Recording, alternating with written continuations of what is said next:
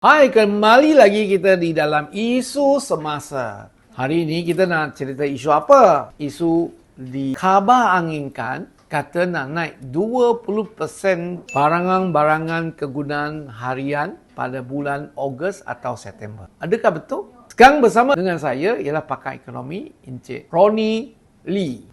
Hai, apa khabar semua? Kita sudah dengar beberapa pengusaha yang popular dan ada juga pengusaha yang sangat popular di dalam kalangan supermarket lah. Dan juga ada dalam penjual detail punya pengusaha juga berkata dijangka bulan Ogos dan September seluruh Malaysia punya barangan akan meningkat 20%. Adakah betul khabar angin ini? Sebelum itu kan saya nak menerangkan kenapa orang-orang ni boleh memberi kenyataan tersebut lah sebab cakap naik harga 20%. Okey, apa yang kita kena tahu adalah sebab kejatuhan ringgit kita. Apabila harga nilai ringgit Malaysia jatuh, kita beli barang dari luar negara sebab banyak barang kita import makanan seperti bawang, ubi, barang-barang lain. So, benda-benda ni apabila kita beli barang dari luar negara, kita akan membeli dengan menggunakan US dollar. So, kita akan menggunakan lebih banyak ringgit Malaysia untuk membeli barang-barang tersebut. Disebabkan itulah pengusaha-pengusaha ini telah memberi satu kenyataan yang barang akan naik 20% lah. Selain daripada infraksi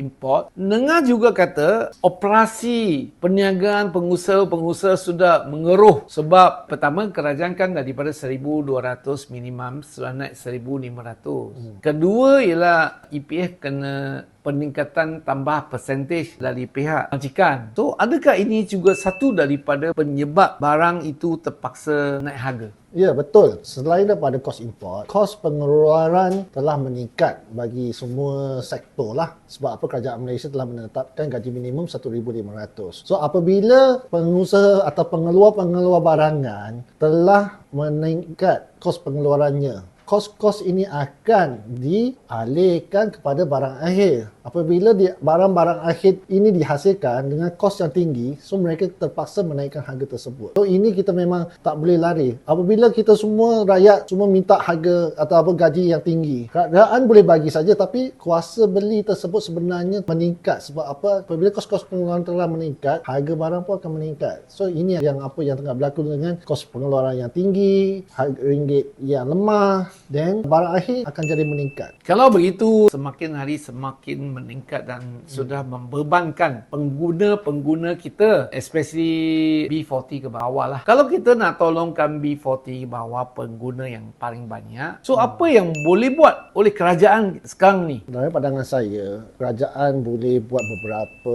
langkah. Salah satunya kita buat harga kawalan. Kita boleh tengok semasa hari raya ataupun perayaan-perayaan besar kan, satu tempoh masa tu kerajaan menetapkan harga-harga keperluan masa tu macam daging, telur ni semua ditetapkan pada satu harga. So harga tu tak boleh lebih pada harga tu ataupun peniaga-peniaga terpaksa menanggung kerugian semasa tempoh tersebut. Bukan ke sekarang kerajaan kan sudah ada menetapkan harga-harga keperluan yang penting seperti gula, telur, ayam dengan beras, minyak kan? Apa lagi nak dikontrol lagi? Apa yang Encik David cakap tadi itu adalah tetap sepanjang tahun. Tetap sepanjang tahun maksudnya kerajaan memberi subsidi kepada peternak, pengeluar minyak. Maksudnya kerajaan telah memberi subsidi. Tetapi kalau secara keseluruhan memang kerajaan tak mampulah sebab dengan hutang negara kita lagi yang banyak tu. So apa yang dia boleh buat sekarang macam dia buat harga kawalan untuk satu tempoh masa dan buka balik. Itu salah satu cara lah.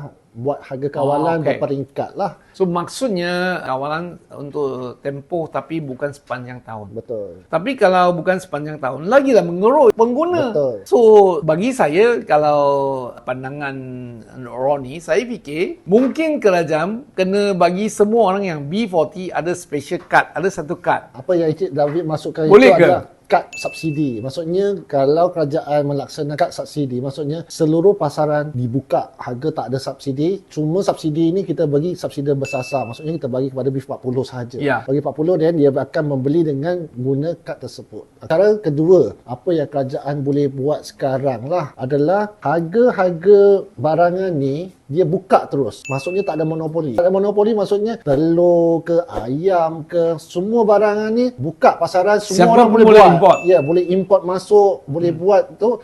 Bila ada persaingan di antara tempatan dengan luar negara, harga dia akan jatuh. Termasuk beras lah. Termasuk beras. Okey. Ya, ini yang terjadi apabila kalau kita ada monopoli atau untuk menjaga seseorang Untuk kepentingan. kayakan beberapa itu Ya. Tan Sri. So lebih baik kita jaga 20-30 million B40 yang tengah harap kita tolongkan. Betul. So ini saya fikir cadangan yang paling bagus untuk kita balancekan.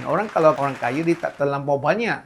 Dia akan terlampau kaya. Tapi kalau kita pergi jaga itu orang, tapi yang lagi majority 95% dia orang akan menghadapi tekanan jiwa. So lebih baik company yang Tan Sri monopoli biar kita open kepada semua orang. Kalau tadi pandangan cadangan yang bagus dan kalau sokong bagi like, komen dan share kepada kawan-kawan anda. Kita harap kerajaan boleh terima ini pandangan. Jumpa lagi, bye.